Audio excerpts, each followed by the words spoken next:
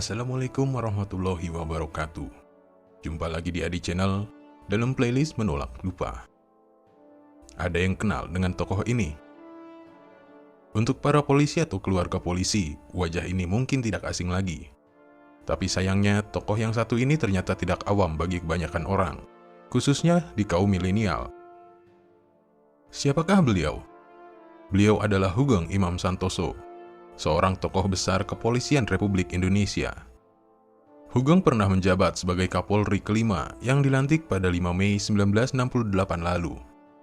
Namanya diabadikan sebagai nama rumah sakit, yaitu Rumah Sakit Bayangkara Sugeng Imam Santoso yang berada di Mamuju. Sebelum menjadi Kapolri, dirinya juga pernah menjabat sebagai Sekretaris Negara Republik Indonesia pada zaman Presiden Soekarno. Apa yang nama beliau menjadi besar, terus dikenang bahkan menjadi panutan para anggota polisi Republik Indonesia. Sosok yang satu ini sangat terkenal akan keberaniannya, kejujurannya, dan kesederhanaannya. Bahkan almarhum Gus Dur pernah berkomentar, kalau di Indonesia hanya ada 3 polisi jujur, yaitu polisi tidur, patung polisi, dan Sugeng. Komentar jenaka itu menggambarkan sangat luar biasanya jenderal yang satu ini.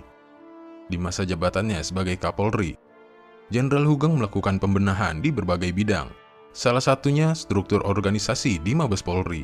Di bawah beliau, struktur yang baru lebih terlihat dinamis dan komunikatif. Jika pada zaman Orde Baru sangat akrab di telinga kita istilah hukum tajam ke bawah dan tumpul ke atas, itu tidak berlaku ketika Jenderal Sugeng memimpin kepolisian Republik Indonesia. Siapapun pelaku kejahatannya tidak akan berkutik dan akan diproses sebagaimana mestinya. Namun sikap bersih, jujur, dan berani inilah yang membuat Jenderal kelahiran Pekalongan 14 Oktober 1921 tidak disukai beberapa pihak. Jenderal Sugeng harus melepas jabatan Kapolri lebih cepat karena jabatannya dicopot di tengah jalan pada 2 Oktober 1971. Selama karirnya, Jenderal Sugeng pernah mengungkap dan menangani kasus-kasus yang terkait orang-orang penting di Indonesia. Yang paling dikenal adalah kasus Sum Kuning. Kasus Sum Kuning adalah kasus tindak kriminal pemerkosaan terhadap seorang penjual telur bernama Sumarijem. Pada tanggal 21 September 1970, Mbak Sum diseret paksa oleh sejumlah pria ke dalam sebuah mobil, kemudian dibius. Kemudian Mbak Sum diperkosa di sekitar wilayah Klaten secara bergilir. Puas melampiaskan nafsu birahi, sejumlah pria ini langsung menelantarkan Mbak Sum di pinggir jalan. Mbak Sum pun melaporkan kejadian ini ke kantor polisi. Namun setelah pelaporannya tersebut, Mbak Sum justru diserang balik oleh pihak penguasa. Tidak lama kemudian, malah wanita 18 tahun ini yang dijadikan tersangka dengan tuduhan memberikan laporan palsu.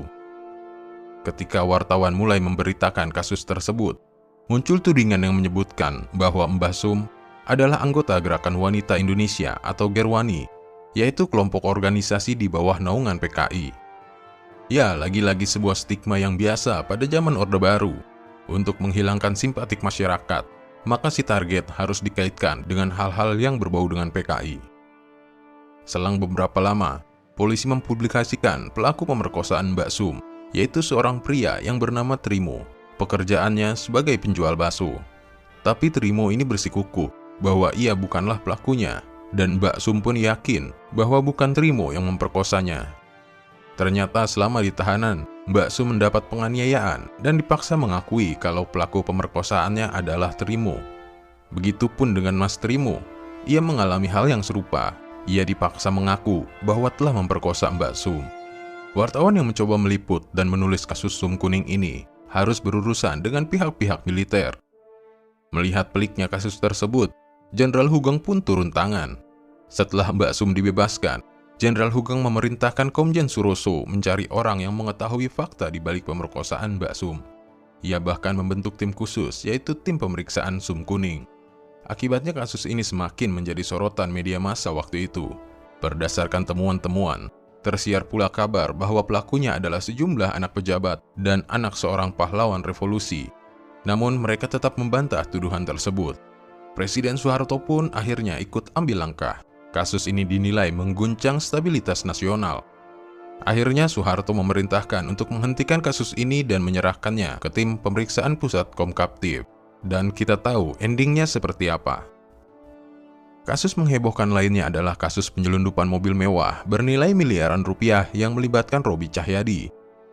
Robby Cahyadi adalah orang yang dikenal dekat dengan keluarga Presiden Soeharto.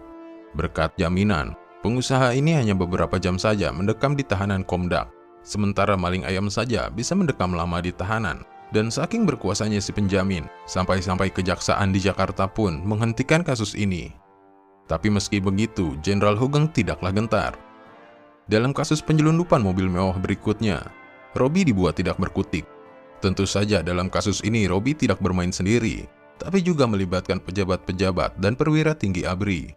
Bahkan pejabat-pejabat tersebut yang telah terbukti menerima sogokan, turut ditangkap dan ditahan. Menurut hasil penelusuran berbagai pakar, Jenderal Hugeng dicopot dari Kapolri karena sikap kerasnya memberantas penyelundupan mobil mewah ini dan juga keberaniannya dalam menangani kasus Sum Kuning. Ya, pemberhentian Hugeng dari jabatannya dan pensiun dini di umur yang masih produktif tentu menimbulkan sejumlah tanda tanya besar. Apalagi karena masa jabatannya sebagai Kapolri saat itu masih belum habis. Ditambah lagi, jenderal yang sangat populer di kalangan wartawan dan masyarakat itu lagi gencar-gencarnya melakukan pembersihan di jajaran kepolisian. Kabar pencopotan itu diterima Hugeng secara mendadak. Kemudian Hugeng ditawarkan Soeharto untuk menjadi duta besar di sebuah negara di Eropa.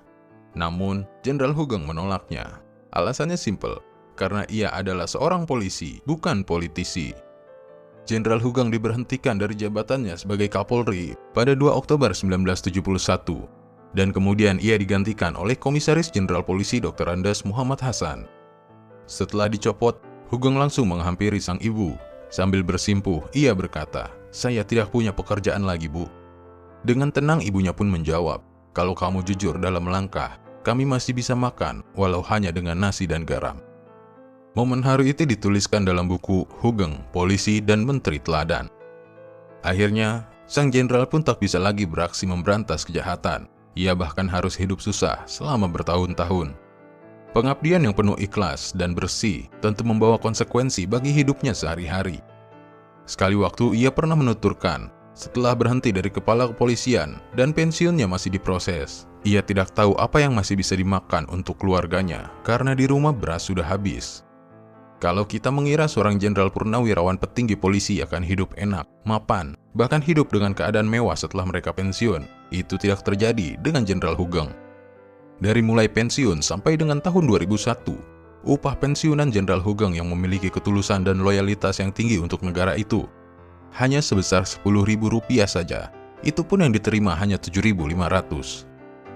Baru pada 2001, gaji pensiunan Jenderal Hugeng naik dari Rp10.000 menjadi Rp1.170.000.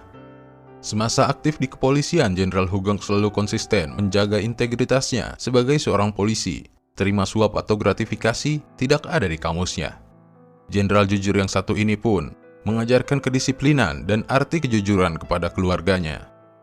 Seluruh keluarganya dilarang menerima apapun dari orang-orang yang punya kepentingan dengan dirinya, dan juga tidak boleh menggunakan berbagai fasilitas sebagai keluarga Kapolri. Pernah suatu ketika, anak Hugeng mendambakan sebuah motor, dan kebetulan sebuah perusahaan motor memberikan 2 unit motor keluaran terbaru ke rumah beliau sebagai jatah Kapolri alasannya. Tapi tanpa pikir panjang, Jenderal Hugeng langsung meminta ajudannya untuk mengembalikan kedua motor tersebut kepada pemiliknya. Jadi tidak heran kalau beliau pensiun tidak memiliki rumah pribadi, apalagi sebuah mobil. Jenderal Hugeng baru memiliki rumah saat memasuki masa pensiunnya atas kebaikan Kapolri penggantinya. Rumah dinas di kawasan Menteng, Jakarta Pusat diberikan untuk keluarga Hugeng. Tentu saja keluarga Hugeng mengisi rumah itu. Setelah seluruh perabotan inventaris kantor ia kembalikan semuanya. Sahabat-sahabatnya yang menjabat sebagai Kapolda di berbagai wilayah melakukan saweran untuk membelikannya sebuah mobil Kingswood untuk kendaraannya sehari-hari. Di masa pensiun, ia menekuni hobinya bermain musik dan melukis. Hasil dari hobi beliaulah yang menjadi sumber untuk menafkahi keluarganya. Sempat tampil di TVRI beberapa tahun dan juga mengisi acara di stasiun radio. Namun pada tahun 1980, lagi-lagi ia terpaksa berhenti.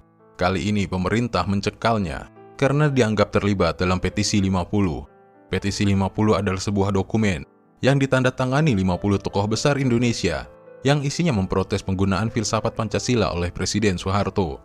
Saat itu Presiden Soeharto menganggap setiap kritik terhadap dirinya berarti sama dengan kritik terhadap ideologi negara Pancasila. Dan ke-50 tokoh besar Indonesia itu menilai bahwa Presiden Soeharto menggunakan Pancasila sebagai alat untuk mengancam musuh-musuh politiknya. 14 Juli 2004, Jenderal Hoegeng Imam Santoso meninggal dunia di Rumah Sakit Cipto Mangunkusumo, Jakarta dalam usia yang ke-83 tahun. Ia meninggal karena penyakit stroke dan jantung yang dideritanya. Sosok Jenderal Hoegeng menjadi sosok polisi idaman masyarakat Indonesia, selalu menegakkan kejujuran, keberanian, dan kesederhanaan beliau di tengah kondisi pemerintahan saat itu. Baginya keadilan harus tetap ditegakkan, apapun kondisinya dan siapapun pelakunya. Berani untuk tidak tebang pilih di tengah kondisi yang saat itu hukum sangat tajam ke bawah tapi tumpul ke atas. Tentu saja hal itu haruslah menjadi panutan, terutama untuk para polisi-polisi muda Indonesia. Karena rakyat Indonesia begitu merindukan sosok seperti Jenderal Hoegeng. Demikian tadi sedikit perjalanan seorang jenderal polisi terbaik di Indonesia. Semoga kedepannya Indonesia memiliki banyak lagi sosok Hoegeng di kepolisian Indonesia. Jumpa lagi di video di channel lainnya. Assalamualaikum warahmatullahi wabarakatuh.